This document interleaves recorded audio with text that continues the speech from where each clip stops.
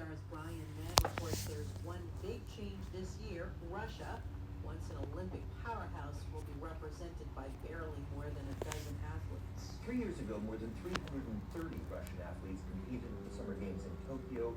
This year, the International Olympic Committee's Kit McConnell says a tiny fraction of that number will compete.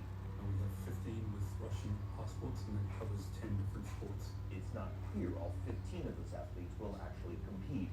Russia's Olympic teams have been slammed for years by scandals involving performance-enhancing drugs, pressure. President Biden won 86% of the Democratic vote in Louisiana's primary earlier this year. Our Democratic leaders have repeatedly said that they stood behind him, even as pressure mounted for him to step down. Lily Cummings shows us what they and Louisiana Republicans are saying right now.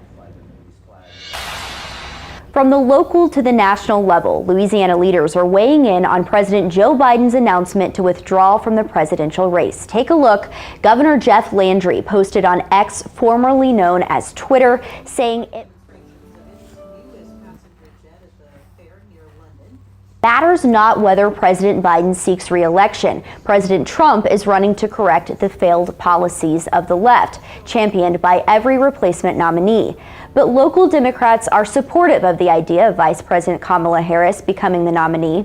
Council President Helena Moreno posted today saying that Harris is the obvious, unifying, and exciting choice for the nominee. Congressman Troy Carter also posting his support of the VP, saying, "Today we honor the substantial contributions of the 46th president. His decision to pass the torch is an amazingly selfless act that resonates deeply with the American people." But meanwhile, some Republicans are raising concerns over states that have already held their primary elections with Biden on the ballot, such as Louisiana. Majority Leader Steve Scalise posting on X that by forcing Joe Biden off the ticket, Democrats are trashing the primary choice of 14 million of their own voters. Speaker Mike Johnson going as far as saying that Biden should resign now, saying, quote, "If Joe Biden is not fit to run for president, he is not fit to serve as president."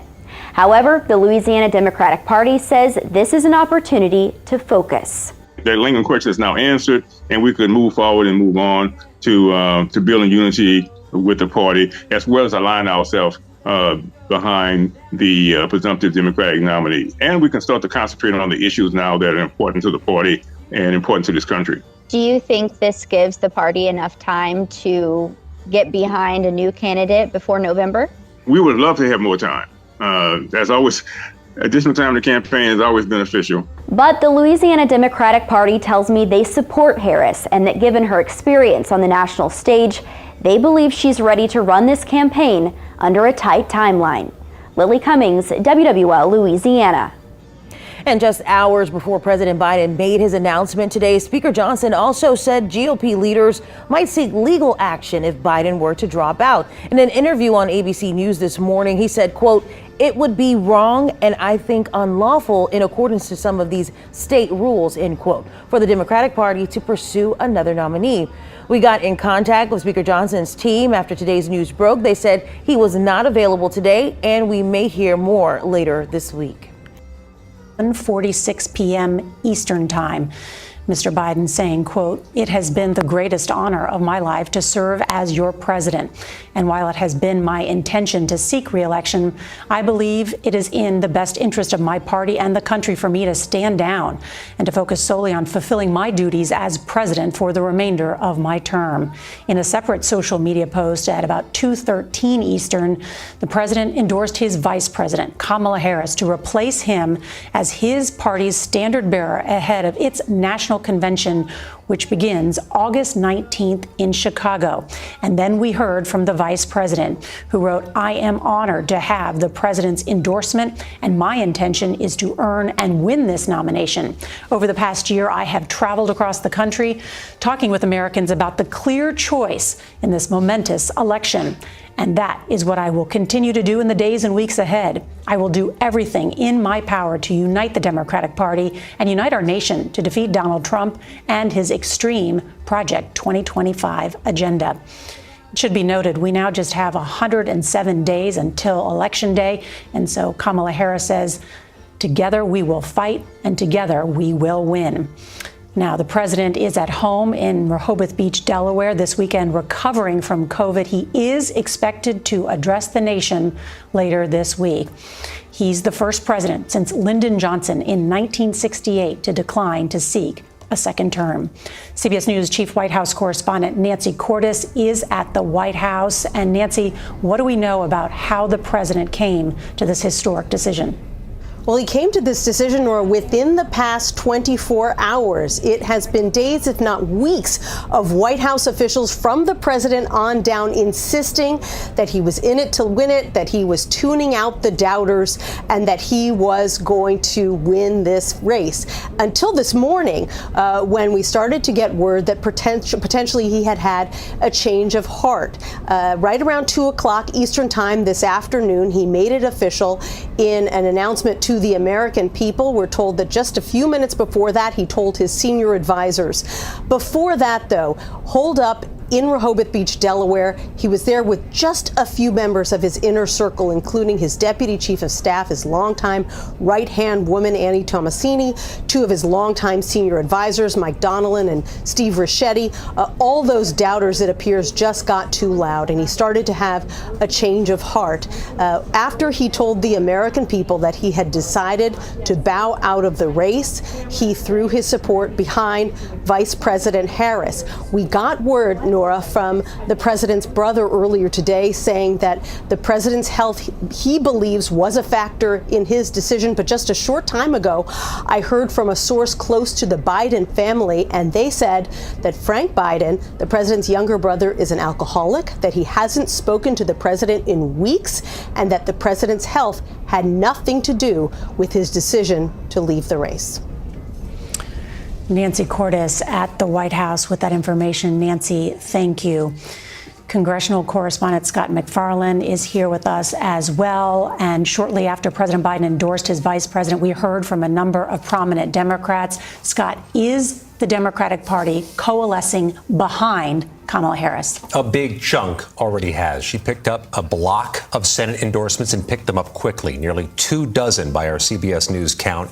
And it's some of the lions of the U.S. Senate. Patty Murray, third in the line of presidential succession. She chairs the Appropriations Committee.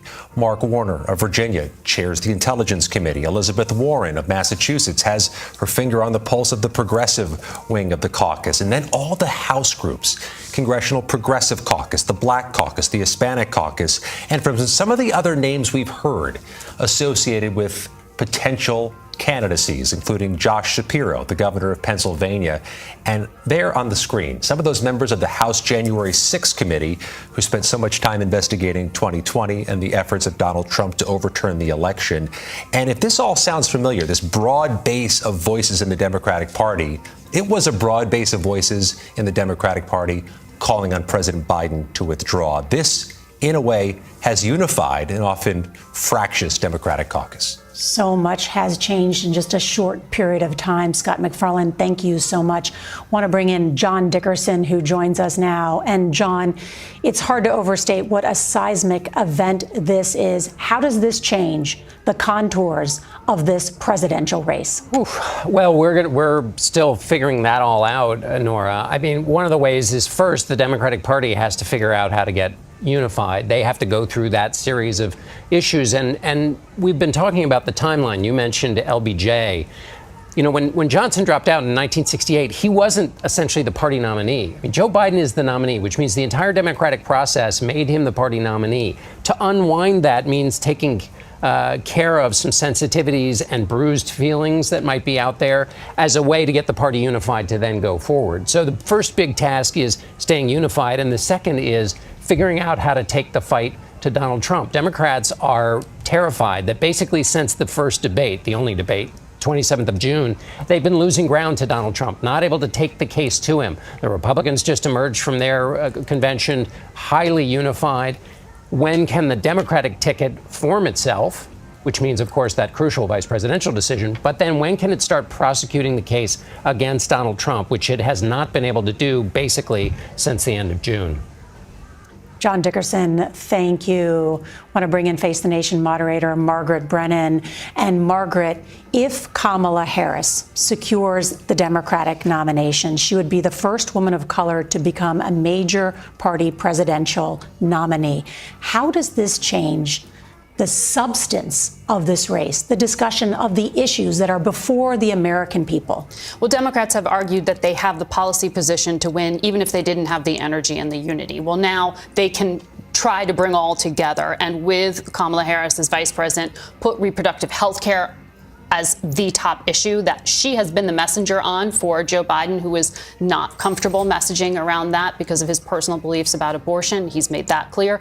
She will put that at the fore and be able to talk about it in a compelling way against a candidate who celebrates having put justices on the court who overturned Roe versus Wade, even though Donald Trump's current position is that he sent it back to the states. She will bring that front and center. She can also help to perhaps get a second look for some Democrats in key states like Michigan, where there had been concern in particular about the president's perceived lack of empathy in terms of the loss of Palestinian life. We've seen in our CBS polling that this extends beyond Arab and Muslim voters. It was very resonant with black voters in particular. And she has been able to have a softer message, a more humanitarian message on that front. That would also be front and center. By the way, she's also 59 years old. So in that conversation about generational change, she can say she is that. There are a lot of negatives that you will hear some of her critics outlay in the next few days, including some people who may want to challenge her in the coming days. But that's the case that Democrats hope will be a winning one, that she can lean into those more progressive platform issues for the party. And Margaret, we are just hearing from Jill Biden's spokesperson that she was supportive, whatever road he chose, that she's always been his biggest believer, champion, and always on his side. And they're some 50 years together. But this is obviously painful for the entire Biden family. It has to be. And we've seen messages, including from Hunter Biden, President Biden's surviving son, who has been very much in a harsh spotlight because of his legal troubles. Remember his case that just in the month of June, one of the issues that had to have weighed on Joe Biden as a father, to see his son convicted in regard to gun charges, who also faces charges in September. Those don't all go away, but perhaps the shifting here and the conversations with the family, all of that has to have weighed on him. And it is interesting as he puts really front and center his family so often, 50-year spouse, saying she stood by him. Margaret Brennan, thank you. I want to bring in Robert Costa. And Robert, a lot of the discussion is about Joe Biden and his legacy, protecting that legacy. That's in part, I think, why he chose not to seek re-election. He is throwing his weight behind his vice president, Kamala Harris. But is it clear tonight that she has the nomination? Who else may jump in? We're looking at a Democratic Party that's convulsing tonight. Senator Joe Manchin of West Virginia, who just registered as an independent, a longtime centrist Democrat. CBS News has now learned he is considering re-registering as a member of the Democratic Party to consider standing for the Democratic presidential nomination, in effect challenging Vice President Harris for that nomination. He has not made a final decision based on our conversations with people close to him, but he is considering it tonight. He's talking to donors. He's talking to party officials. His consideration underscores how some Democrats are nervous about Vice President Harris's ability to beat former President Donald Trump, who I just spoke with about an hour or two ago. He told CBS News that he's prepared to have a political onslaught against Vice President Harris or whomever emerges as the nominee. I asked him, are you ready to debate Vice President Harris? He says, not at all, because I'm not even sure I'm going to be running against her. Let's see what happens. And Nora, just to give you a sense of how fast moving this is, Senator Joe Manchin was on Face the Nation at 10:30 this morning and said, it's time for a new generation, forget about me. Between 10:30 a.m. this morning and now, there is a reconsideration. That's like a month ago in politics, Margaret. That's right. Well, so much has changed just today. I want to bring in our senior White House correspondent, Weijia Jiang, because she is outside the vice president's residence. And Weijia, what do we know about what the vice president is doing at this hour? Well, Nora, we know that she is in Washington, D.C., of course, but we have not seen her in public at all today. She spoke with President Biden earlier when he called her before he made the big announcement. They had a private conversation, and then she spent the day reaching out to members of Congress, including House Minority Leader Hakeem Jeffries. And, of course, we just saw in the past week how powerful these congressional leaders can be, and she certainly knows that, having served in the Senate. So she made immediate direct outreach to them to try to shore up support. And, you know, she has been talking to advisors, too, to try to process all of this and to try to answer the million-dollar question that everybody wants to know, which is, who is she going to pick as a running mate? And, you know, that question is really, who can bring something to the ticket that she cannot? Who can bring what Joe Biden could? Of course, there's huge overlap there. And who can offer something to those voters in the critical battleground states that will likely determine this race? And so there have been many names that have already emerged, Nora, including Democratic governors of Roy Cooper of North Carolina. We should point out that they just stumped together on the trail in Fayetteville, North Carolina this past week.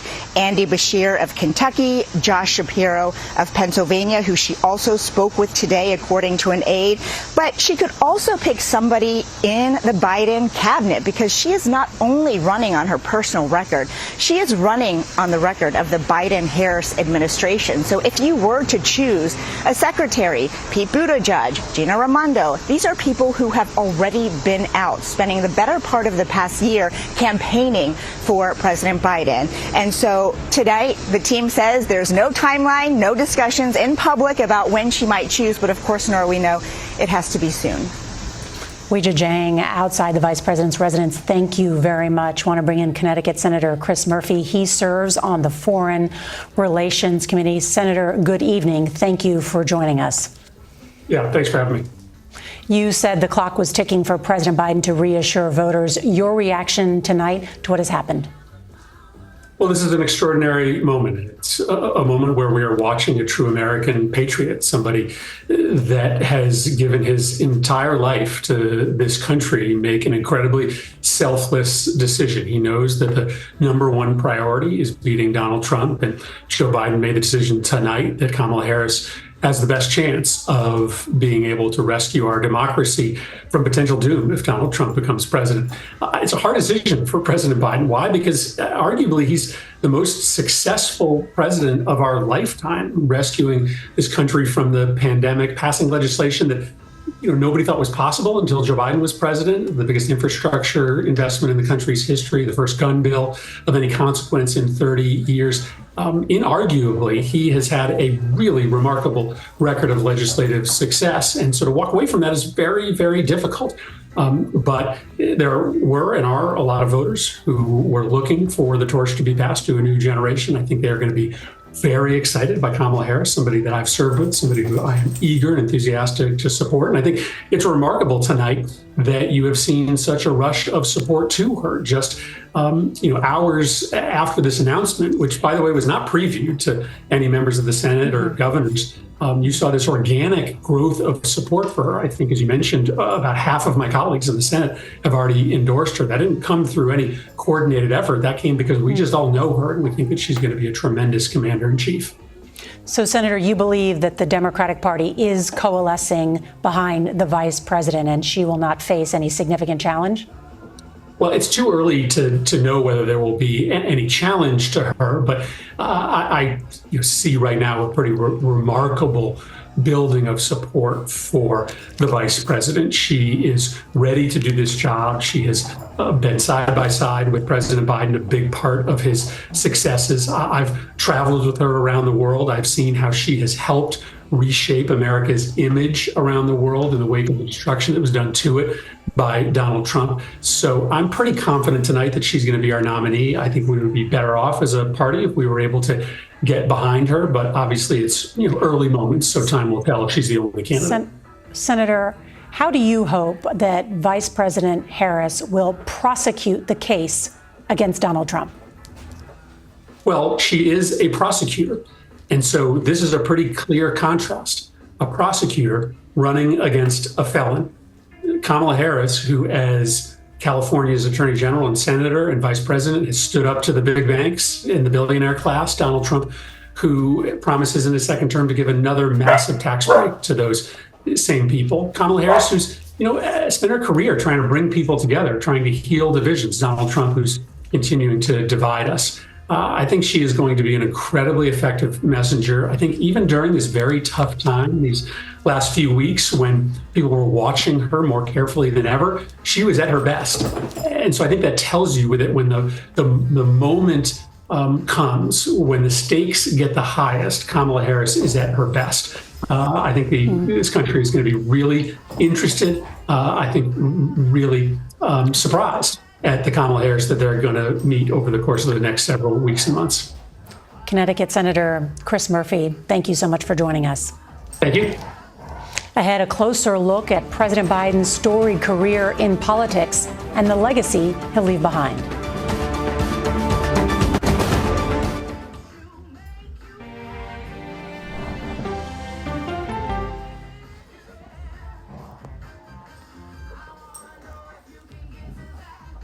Yes, sir. Go ahead. Yes, sir. Charles McDonald, Mr. President, it's a pleasure to be here. I thank you from the bottom of my heart for your support, certainly for all the sheriffs of North Carolina, if not all of law enforcement. Well, Congressman Meadows is a big fan of yours, that I can tell you. You know what I'm talking about, right? I think he's a good man. I've been very impressed, Mr. President, with a lot of the ideas I've heard just since before you came in, actually, and I do think mental health is a serious issue. It's affecting us across the nation. I know it is in North Carolina.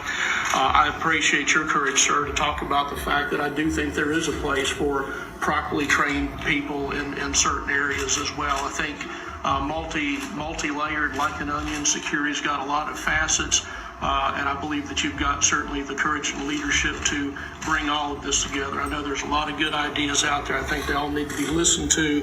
That is going to take a lot of courage on the part of leaders, I think, in this nation to bring the community together to help them do the things they really want to do in their heart, but maybe haven't had the courage to do yet. Thank you, sir. Thank you, Sheriff. It's going to take a lot of political courage. You're right.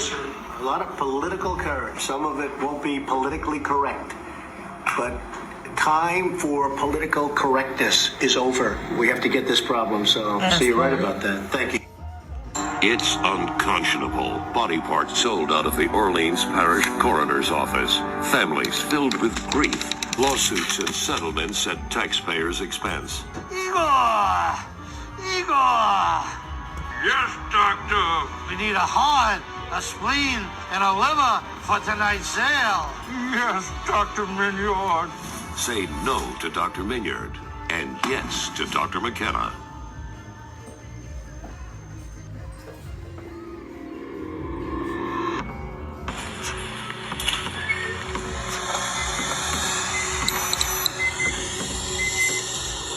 So nice, so bad. Trump's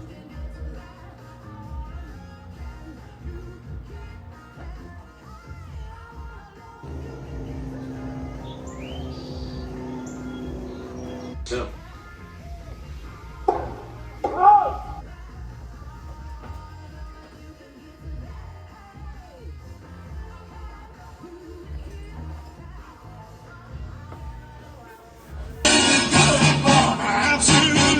listen to me.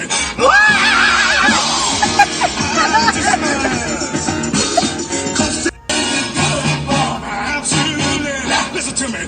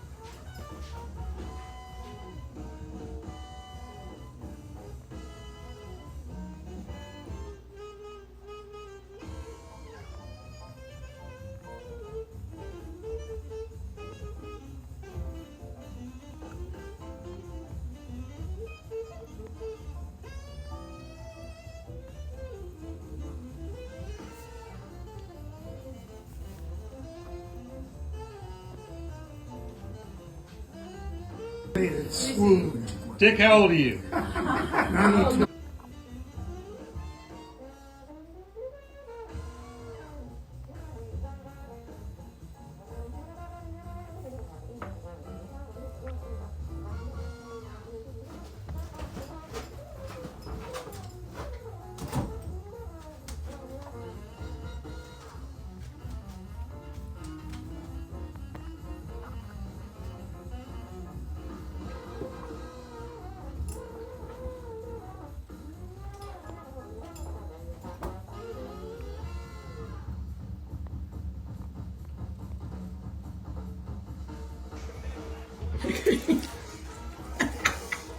Not a cure for diaper rash. Oh gosh. Oh. Hot booty. Hot booty. Flip